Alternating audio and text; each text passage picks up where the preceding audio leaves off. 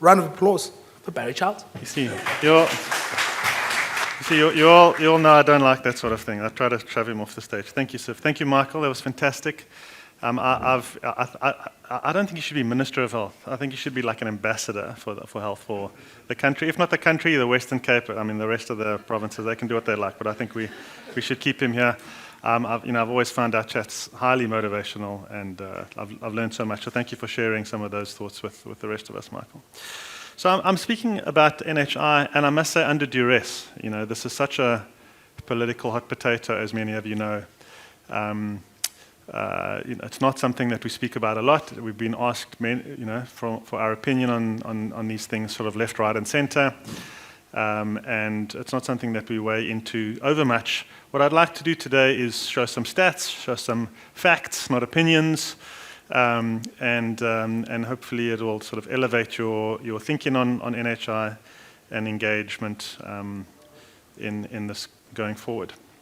So when we talk about life expectancy, there we are, sort of, most countries, this is life expectancy versus GDP. I normally do this as an animation, but we're a little bit pressed for time, so this is where most countries fit.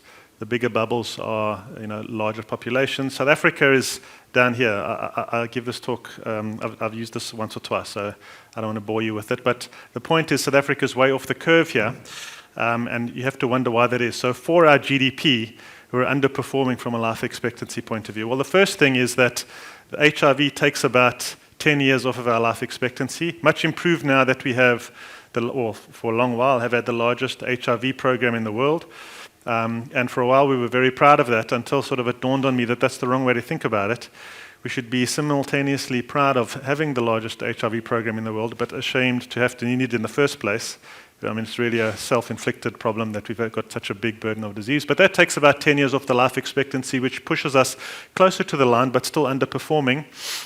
But really, what's happening here is we have what's reflected is our sort of two economies, the rich and the poor in South Africa. We have the highest level of income inequality in the world, and if we split out the life expectancy of those populations, which we can do sort of through a life insurance lens, if we think about underwritten lives or the reinsurance mortality rates for funeral policies and credit life policies and all the various other policies that exist, we have a very good understanding of life expectancy.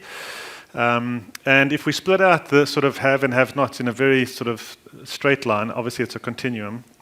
But if we think about quasi-medical scheme members, not medical scheme members, for those of you in that industry, this is sort of how it splits out. So here we can see those two sectors are much closer to where they should be performing. So higher life expectancy among the affluent and lower life expectancy among the poor. So the point I want to make here is that a key driver of reform, health reform in South Africa, is the inequality issue, which is the comparative issue, the nominal comparison, how much more we spend in private healthcare, rather than the absolute spend for the country overall, which I'm going to get into some stats there,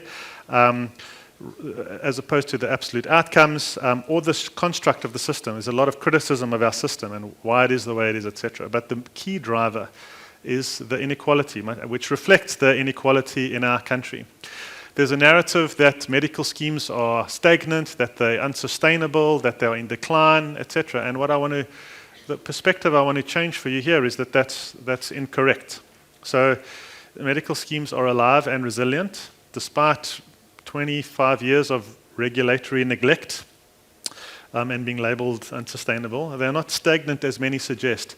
But to belong to a medical scheme, you need a certain level of income. It costs a certain amount to belong to a medical scheme. So what's really stagnant is the number of jobs we have in South Africa. If we had more jobs, we would have more medical scheme members. It's as simple as that. But we have been unable to absorb people into the economy.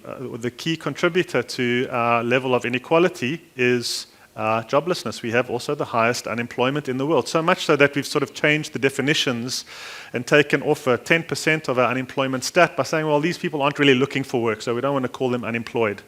That's how desperate we are to make those figures look good. But that's in the 40s, if you include those people, in the 70s for the youth. So that is that problem that's affecting both our macroeconomic woes is what is affecting the stagnation of the medical scheme population. I mean, just if we look at the stats, our population over this period has increased 18%. personal income taxpayers decreased by 3%, but medical scheme beneficiaries increased by 4% over that period. So you can see there is resilience, there is stickiness within that population. That said, affordability pressure is extremely high. Every year we know medical scheme contribution increases are higher than, is it coming through okay? Are higher than inflation, higher than salary inflation, and we see that as an effect on what options people buy, what medical age they choose, what proportion of the beneficiaries in their family are covered. So the affordability pressure is very real. Now, it's obviously a different system to what we see in the public sector where there's a cap on the budget. So the way that blows out is high contribution increases. In the public sector, when costs are blowing out, then just resources run out earlier and earlier in the year, or the queues for elective procedures grow longer and longer, which we see in many nationalized systems in other parts of the world. That issue of scheme contribution increases being above inflation is not going to go away in a hurry. So, this is, many of us in the room are in the sector, not everybody, but many of us are in the sector. There's a lot of hard work for us to do here to improve that. And, while it might seem like a big switch to go from, what Michael was talking about, wellness and,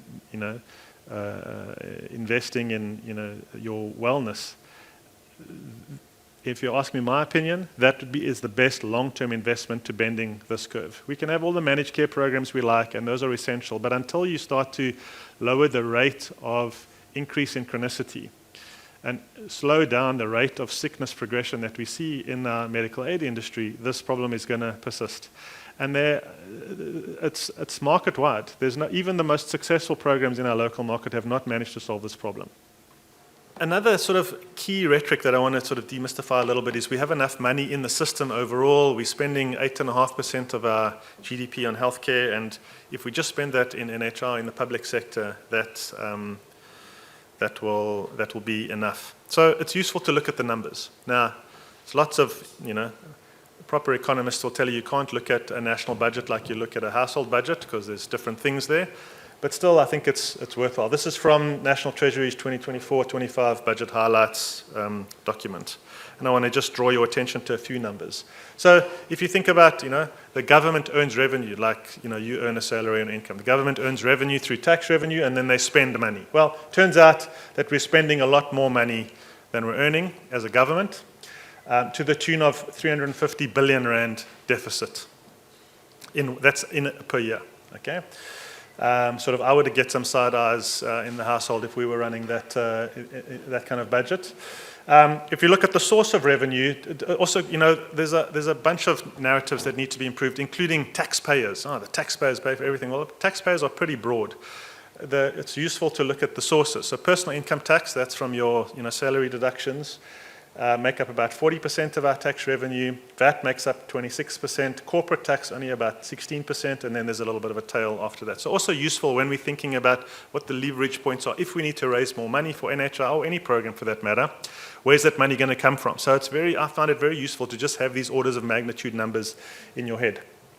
Just to bear in mind, to give you a sense of relativity, medical scheme contributions are about 270 billion per year. And the public health budget is there or thereabouts as well. So just to give you a sense of the orders of magnitude of the sort of Tetris blocks we're playing with. So their health, 260 or 70 billion, which is 14% of government expenditure, excluding debt payments. Then I'm going to talk about that a little bit. Our social development budget, which is where all the grants go, 19% of expenditure before debt payments. But this is a massive problem. So that overspending, if you think about it, where does that money come from? Well, that's like if you spend more than your salary, you go into debt. Your credit, you start going into credit, whether it's tapping into your home loan or your credit card or whatever. And what happens when you do that? You have to pay interest. And so our debt burden is also there, 350 billion rand a year, and it's growing. And that is, 1 in 5 rands of the pre-interest cost. So in other words, the 19%. If you look at it all together, 16% of total government expenditure, including servicing the debt, goes towards servicing the debt, which is just a massive number. It's as big as our social development program. We spend more on servicing the interest on our national debt than we do on our health system. So the reason I like to talk about this, I mean, it's not a fun thing to talk about, but the reason I talk about it is because it's not really that easy just for government to conjure up new money. If they could, then there would be other priorities. There would be other, like paying down the debt is a massive priority. It's also not so easy just for the government to spend more money because there's no revenue to spend that on the back of. So that increases the debt, and then you get into the cycle that we've been in for the last while of the spending more than we earn as a country and the debt costs going up, and that has to be paid. I mean, if you default on that debt, then the cost of additional debt is more and more, and you see these very poor countries get into this debt trap cycle that is very difficult to get out of, and then you become beholden to whichever governments, international governments, you are loaning money from. So I'm not going to go through the detail here. This just gives a little bit more of a breakdown of each of the particular programs: learning and culture, community development, social development. You can see the grant money there, for example, and there on health, we spend the most on the district health services. But just to make the point, so, and I'm going to do some comparative numbers now, because that's just a sort of quick snapshot of how we're spending. But we're spending, say, 14% of government expenditure excluding interest, 12% including interest. That is broadly in line with what countries like South Africa in terms of economic development should be spending. And I'll show you some comparatives on that. There have been many international agreements, WHO, etc., on talking about how much government should spend as a percentage of GDP, as a percentage of total government expenditure. And our government spending is in the right ballpark for our level of development. Obviously, wealthier countries, high-income countries tend to spend more. But the point is, if government could magically raise 200 or 250 billion, we don't really know what the incremental cost for NHI will be. It depends on innumerably many things, what the benefits will be, who will have access, what the rollout plan will be, etc., etc.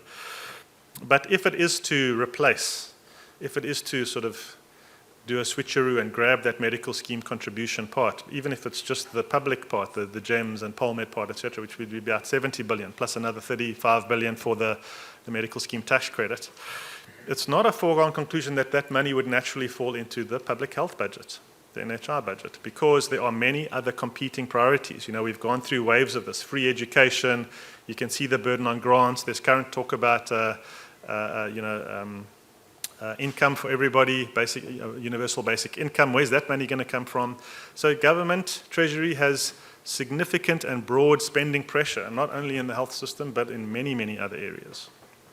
So the point I want to make there is it will be very difficult to raise taxes. That's the simple point. If that's the idea, to raise additional monies for NHI or move money from the medical scheme, any part of the medical scheme environment into the public purse, it will be just extremely difficult from a fiscal point of view.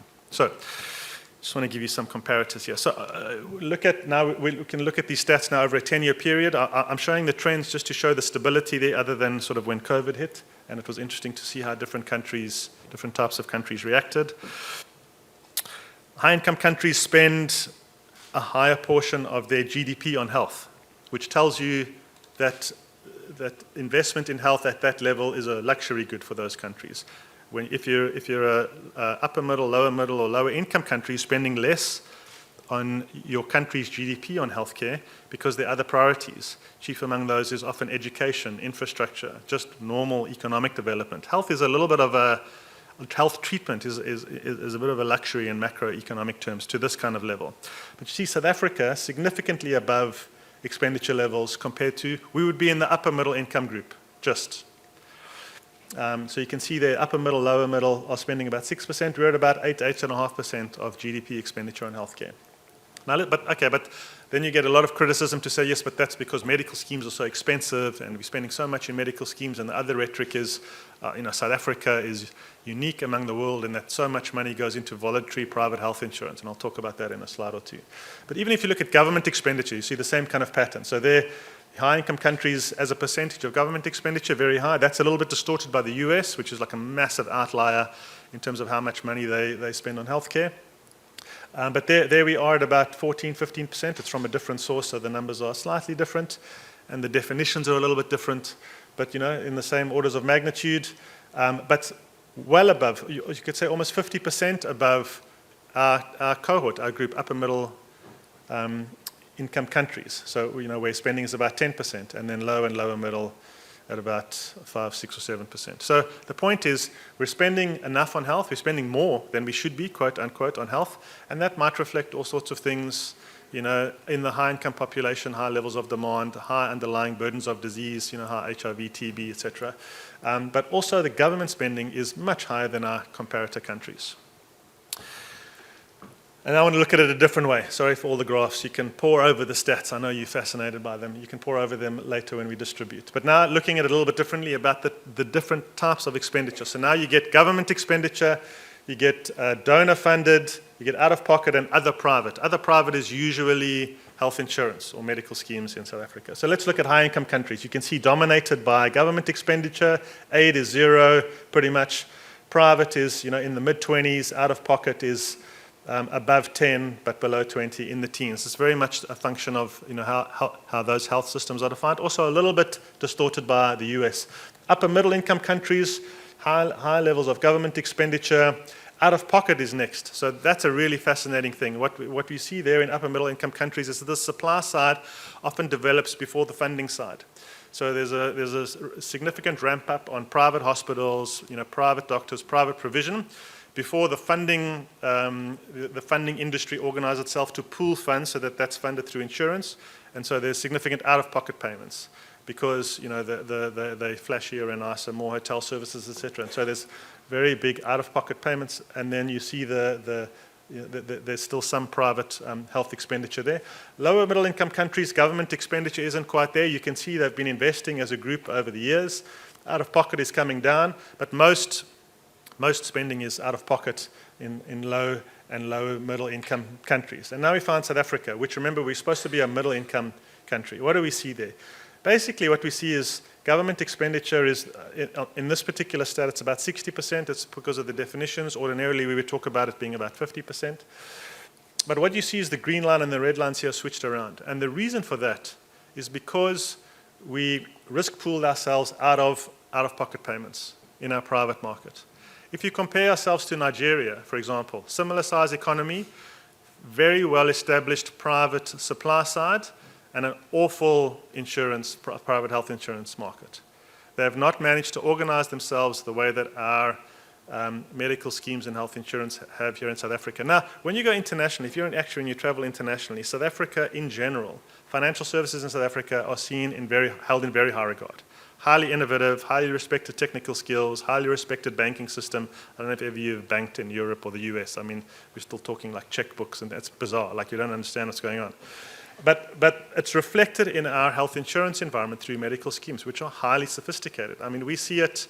We've got a small division going in Australia. We talk to health insurers from certainly the rest of Africa, but also a couple of other places around the world. And the sophistication that's developed here around health insurance is world-class. Unfortunately, from a policy point of view, that gets vilified and demonized by saying, well, you're taking too much of the resources here. The point is that would be happening anyway, but it would just be out of pocket, like in the rest of the lower middle income countries, or even the upper middle income countries.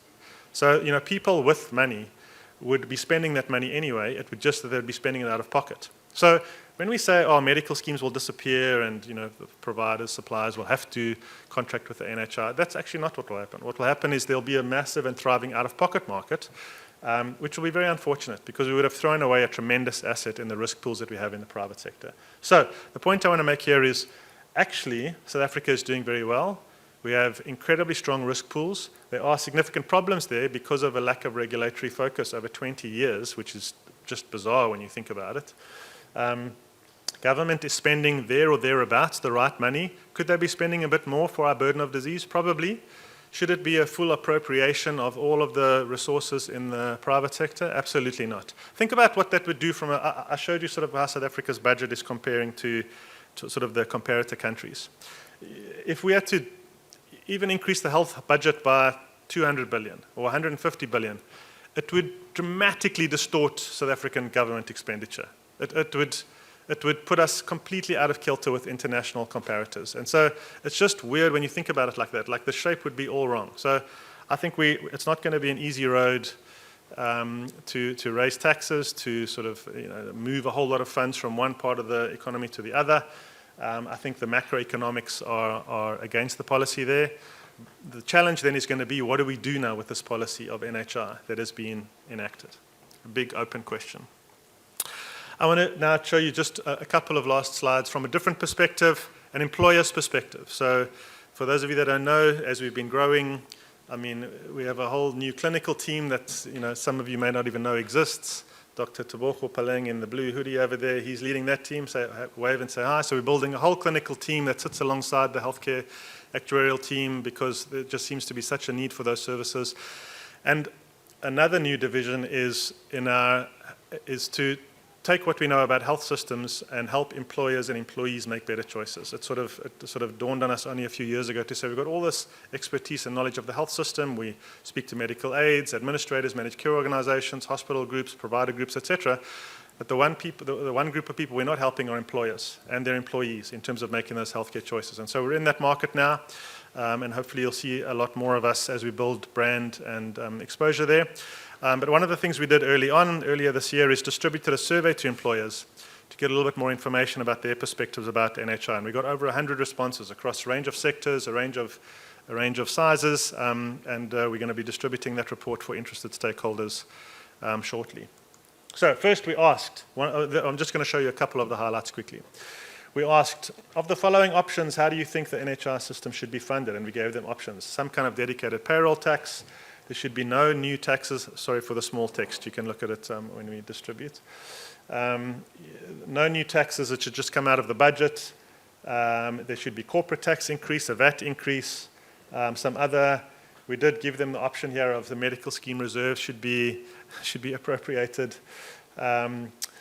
Or removal of the tax credit. And the vast majority here, over half, said that it should just come out of the existing budget. Now, this is why it's important that I showed you those earlier questions. There's no money for that.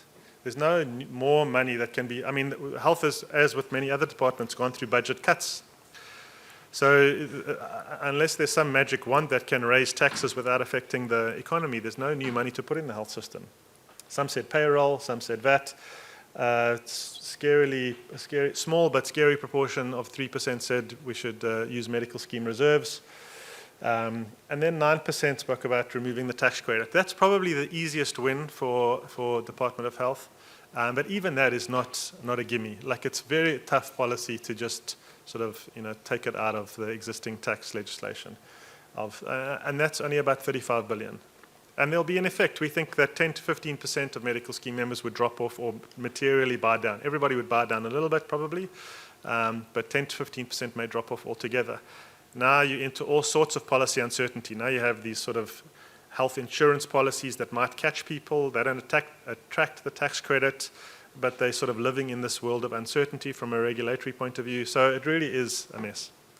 Then we asked, how confident are you in the short term and long term of the success of the NHI system? And this is the kind of result we see. So we asked these questions, and we did a lot of work to not load the questions in a negative kind of framing, etc. We spoke to some academics about sort of how to frame the questions properly, etc. The point that we want to make from these answers when we distribute and when we engage stakeholders is that there's a lot of education to do. A lot of these answers come in the face of uncertainty because so little has been communicated about the trajectory, the budgets, the benefits, where the money's going to come from, etc. And in the face of that uncertainty, people make up their own minds. Just a couple more. Do you believe the NHI, together with medical schemes providing top-up cover, which is how it's described, will provide equivalent or better healthcare to South Africans who are currently members of medical schemes? And most people say no. So most people think there would be a reduction in benefits, which is how the math would work if you think about it. You're taking a big pool of money and spreading it over more people with some top-up cover. So people are expecting that, for their case, things would get worse. Rushing towards the end now. We asked, do you believe that the NHI will provide better healthcare for the unemployed or informally employed, so let's say the non-medical scheme members, compared to what's on offer now? And even there, most of the respondents say no. So this, again, is about education.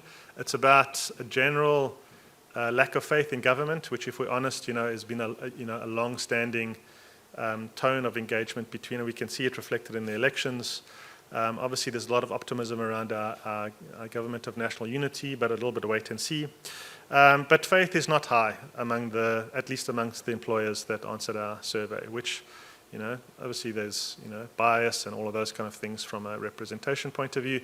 But if I was a policymaker seeing these kind of results, I would say, well, I have a lot of work to do to educate, to engage, to inform, and to communicate, because there's so much of uncertainty there. So I want to then, if you're interested in seeing it, just let us know via email. We'll put you on the distribution list when the publication is finalized. It's not very long. It's about 15 pages. So let me end here. We moan so much about the lack of regulatory progress in our system, and then now we have the signed bill. But we're still in a bit of limbo. What does it mean? Is it enacted? Is it in effect? Are some parts going to be promulgated and others not? It's a long road, and that road is going to be treacherous and difficult. There are already court cases. We anticipate that there will be more. It's going to be a long and winding road. Here I wanted to invoke the origami imagery again. It's very difficult to see the end product from the folded paper. Now we have the NHI bill, which I would say is a piece of unfolded origami. It's very hard to, all of the ideas are there, but it's very difficult to know how to go from the picture on the left to the picture on the right. It really, takes a lot of work, a lot of precision, a lot of practice even, some experimentation. When we were doing this as a corporate, what amazed me I love a good metaphor. And when you think about what it takes to go from a blank piece of paper to conceptualize what you want the end product to look like, and then work backwards to think what kind of folds you would need in this very plain square piece of paper to get from the piece of paper to the design. I just found that whole idea of creativity and engineering extraordinary. But what I want to leave you with along the theme of change is, Michael spoke about the kind of individual change that we need to embrace. I want to talk to you as industry stakeholders, healthcare industry stakeholders here. We have an enormous amount of work to do. Our house in the medical scheme space is not in order in private healthcare. There is a lot to do. There's governance to work on. There is much more progressive contracting to work on, much more progressive benefit design to work on. Investment in health and wellness as opposed to managed care, I think, is imperative. And so really that's the call to action for me about change, embracing change and thinking about change for us as stakeholders there. I don't think it's business as usual. I think we have an enormous amount of work to do for our industry to survive or thrive in the next 10 or 20 years. We're going to have double-digit contribution increases this year. The proponents of NHI are going to say, look, you see, another year of unsustainable increases in the medical aid environment. So we have a lot of work to do there to clean up our shop and reaffirm our place in the health sector overall. Thank you for listening.